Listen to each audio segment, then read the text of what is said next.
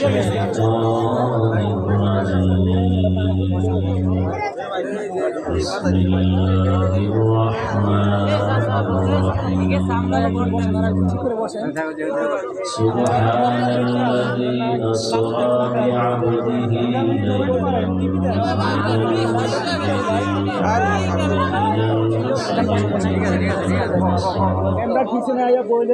الذي باركنا حوله لنريه من آياتنا إنه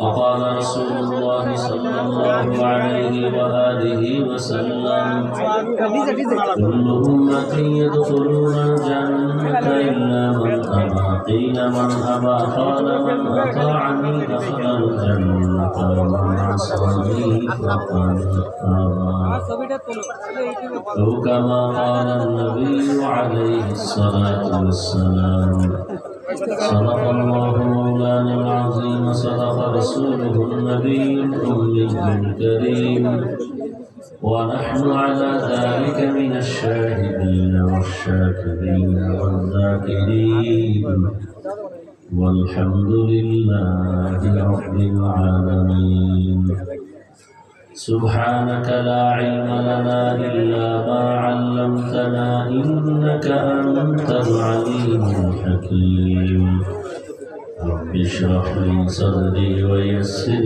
لي أمري واحلل عقدة من لساني يفقهوا قولي निकलेगा ज़माना आखिर अहले बिदाअत निकलेगा ज़माना आखिर अहले बिदाअत इस्लाम में नई नई बातें कर इजाद इस्लाम में नई नई बातें कर इजाद है बंदे खुदा चाहकर उनके मुलाकात है बंदे खुदा चाहकर उनके मुलाकात जल्दी से अब बैठे सुनो हजरत के नसीहत जल्दी से अब बैठे सुनो हजरत के नसीहत मेराज के हमारा नबी सबअ समावात मेराज के हमारा नबी सबअ समावात नहीं भूला वहाँ नबी हम गुनहगार उम्मत नहीं भूला वहाँ नबी हम गुनहगार उम्मत কালিয়াকৈর উপজেলা উলামা কল্যাণ পরিষদের আয়োজিত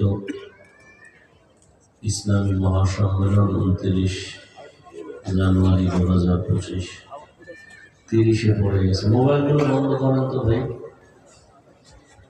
উপস্থিত মোহতারাম সম্মানিত সভাপতি প্রধান অতিথি বিশেষ অতিথি বৃন্দ হযরত উলামায়ে কেরাম অত্র অঞ্চলের বিভিন্ন স্থান থেকে আগত আল্লাহ পাকের আশিকিন জাকিরিন শাকিরিন মুহিব্বিন মুরিদ্দিন আযম কলিজার টুকরা আমার সমবয়সী যুবক বন্ধুগণ স্নেহের ছোট ভাই পর্দার আড়ালে মাইকের আওয়াজ শ্রবণরতা মা বোনেরা বিদায়ের সময় মাত্র বয়ান শুরু না এখন সবাই বিদায় নেওয়ার কথা ছিল কিন্তু এখন আমাদের চলাফেরা কথাবার্তা সব লাইন ছাড়া টার্গেট ছাড়া কারণ ঘরের গার্ডিয়ান না থাকলে ওই ঘর এলোমেলো দেশের গার্ডিয়ান না থাকলেও দেশ এলোমেলো মক্কায় গার্ডিয়ান নাই এই কারণে মক্কার মানুষও চরিত্রের এলোমেলো চলাফেরার এলোমেলো যখনই রহমতের নবী গার্ডিয়ান হয়ে আসলেন চলাফেরার ব্যালেন্স ফিরে আসলো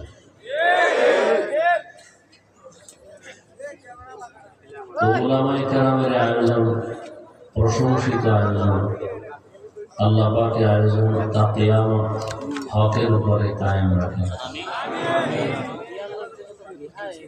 মাহফিল আল্লাহ হেদায়েতের জরিয়া হিসাবে কবুল করেন, এলাকায় শান্তির ফয়সালা করেন, কবরওয়ালাদেরকে জান্নাত দান করেন, অসুস্থদেরকে আল্লাহ সুস্থ করে দেন।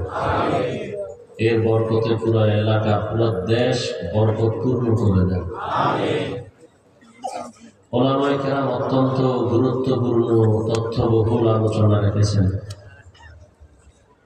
এখন আপনাদেরও তারা কেমনে তাড়াতাড়ি শেষ হবে, আমারও তারা কিভাবে তাড়াতাড়ি শেষ হবে।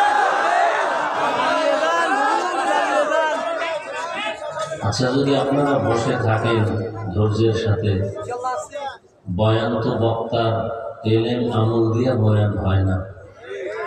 চিল্লাইবেন না, কেউ চিল্লাইবেন না। রাত্রে অনেক ঠান্ডা মাথায় কিছু কথা বলবো, খুব ঠান্ডাভাবে শুনবেন। চিল্লাচিল্লি করা এটা ভালো না। ভাব চিল্লানোর কিছু মজলিস আছে আলাদা, সেখানে চিৎকার দেওয়া উত্তম, আর এখানে চিৎকার না দেওয়াটা উত্তম।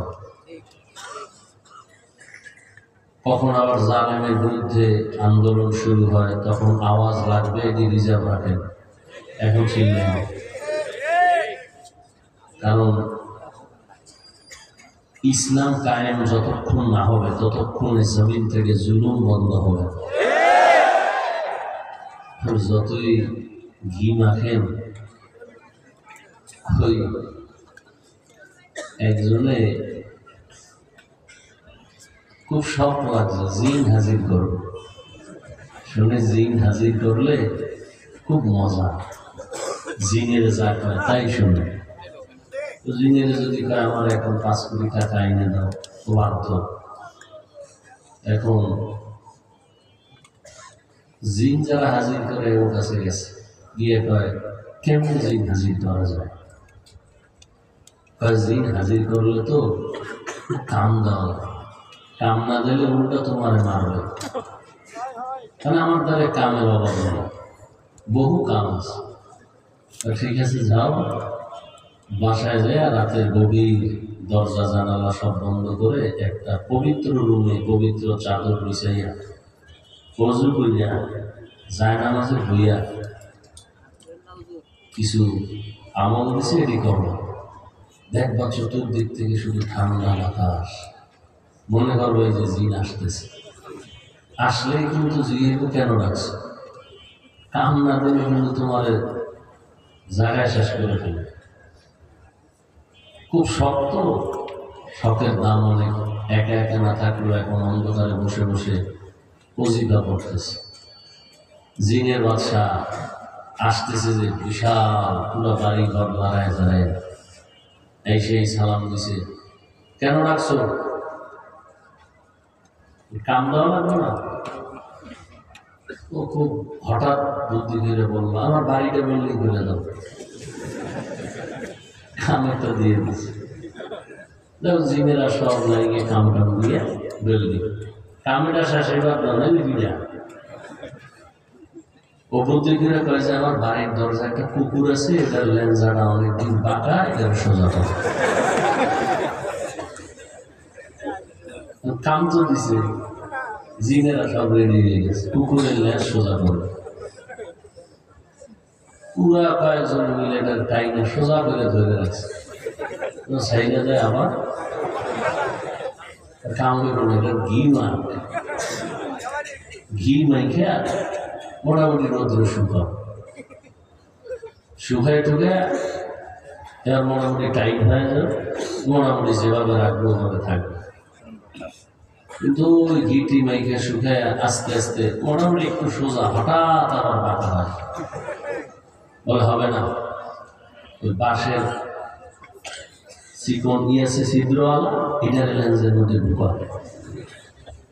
ঢুকায় বাঁশ দিয়ে যতক্ষণ রাখে ততক্ষণ থাকে, ওটার বাইক দিলে বলে আবার সেই বাঁকা। তো কথাটা বুঝাইতে চাইলাম যে সবাই শান্তি চায়। দুনিয়াতে দুই কথা নিয়ে কোনো হরতাল নাই, অবরোধ নাই, বিরোধী নাই, কিচ্ছু নেই, দুই কথা। সেটা কি? একটা হলো দুনিয়ার সবাই মরবে, এ কথায় কোনো ইখতিলাফ আছে? কেউ হরতাল দিছে যে আমরা মরবো না, এই কথায় দুনিয়ার কেউ দ্বিমত নেই। আর এক কথা, সবাই শান্তি চায়। হিন্দুরাও শান্তি চায়, বৌদ্ধরাও শান্তি চায়, ইহুদিরাও শান্তি চায়, খ্রিস্টান শান্তি চায়, আমরাও শান্তি চাই, আপনারাও। আওয়ামী লীগ শান্তি চায়, বিএনপি শান্তি চায়, জাসদ বাসদ অসৎ যা আছে সবাই কি চায়? শান্তি চায়। কিন্তু ঠিকানা নিয়ে ভেজাল, ঠিকানা নিয়ে ভেজাল। ইহুদিরা বলে শান্তি পেতে হলে ওজায়েরকে আল্লাহর সন্তান বলো, শান্তি হবে। খ্রিস্টানরা বলে ঈসা নবীরে আল্লাহর সন্তান বলো, শান্তি পাবো। বৌদ্ধ ধর্মের মানুষ বলে গৌতম বুদ্ধকে ধর্মের গুরু মনে করো, জীবনের ভালো মন্দের কল্যাণকামী মনে করো, তো শান্তি। হিন্দুরা বলে 33 কোটি দেবদেবীর পূজা করো, তাহলেই শান্তি। এখন এদের শান্তির ঠিকানা এক না আলাদা? কেন? এদের ধর্মও কি? হিন্দুদের ধর্ম আলাদা, শান্তির ঠিকানাও। ইহুদির ধর্ম আলাদা, শান্তির ঠিকানাও আলাদা। এবার আমরা মুসলমানের ধর্ম কি? এক না? তাহলে আমরা শান্তির ঠিকানা কারটা হবে একটা হবে। কিন্তু ওদের থেকে আমাদের মধ্যে ঝামেলা আরো বেশি। কেউ বলে কবরে সেজদা দাও, শান্তি। কেউ বলে মাজারে দাও, শান্তি। কেউ বলে গাছেরে দাও, শান্তি। কেউ বলে বেপরদায় নাচ গান করো, শান্তি। আসলে শান্তি কোথায়? শান্তির ঠিকানা একটাই, ইসলাম। কি? ইসলাম। সে ইসলাম যতদিন পর্যন্ত ছিল না ততদিন পর্যন্ত মক্কার মানুষ এক অশান্তির বেড়াজালে ছিল। যখন এই শান্তির দূত এসে গেল আর রসুলের আদর্শ গ্রহণ করা শুরু করলো, মক্কার মানুষ এতটা প্রিয় হল, কিয়ামত পর্যন্ত যত মানুষ আসবে সবার জন্য তারা আদর্শ মডেল হয়ে গেল। আল্লাহ লিস্টি নিয়ে পাঠায় দিলেন, জিবরাইল নিয়ে লিস্টি নবীরে দাও, এই লিস্টিতে যাদের নাম আছে এরা জান্নাতি। অথচ এরা ছিল চরম খারাপ। এই কথাটা দুনিয়ার সব চান্দাবাজার ধান্দাবাজারাও জানে যে ইসলাম সঠিক শান্তি দিতে পারে। মানে না কেন? চুরি চলবে না, দুর্নীতি করতে পারবে না, চান্দাবাজি আর ধান্দাবাজি করতে পারবে না। এই জন্য ইসলাম থেকে দূরে এবং মানুষের ব্রেনকে ওয়াশ করে ফেলেছে যে ধর্ম আর রাজনীতি এক না। হ্যাঁ, চান্দাবাজি ধান্দাবাজি রাজনীতি আর ইসলাম ধর্ম এক না। কিন্তু সুলাইমান নবীর রাজনীতি, ইউসুফ নবীর রাজনীতি, আমাদের নবীর রাজনীতি ও আবু বকরের রাজনীতি, ওমরের রাজনীতি আর ইসলাম ধর্ম এক নাকি আলাদা? আল্লাহ বুঝার তৌফিক দান করেন। আমি আপনাদের সামনে যে আয়াত পড়ছি সূরাতুস সুবহানের প্রথম আয়াত, নবীজির হাদিস থেকে একটি হাদিস। প্রথমে তরজমা, এরপরে আপনাদের ধৈর্যের উপরে কিছু ব্যাখ্যা। বলতেছিলাম যে বক্তার এলেম আমলের বাহাদুরি দিয়া ওয়াজ হয় না, বক্তব্য হয় না। বাতিনি ভাবে থাকতে হবে আল্লাহর রহমত, জাহিরি ভাবে লাগছে শ্রোতাদের অন্তরের মহব্বত। এই দুই যখন এক হয়ে যাবে তখন বয়ান আল্লাহ বের করে দিবে। তার তর্জমা শুরু করি।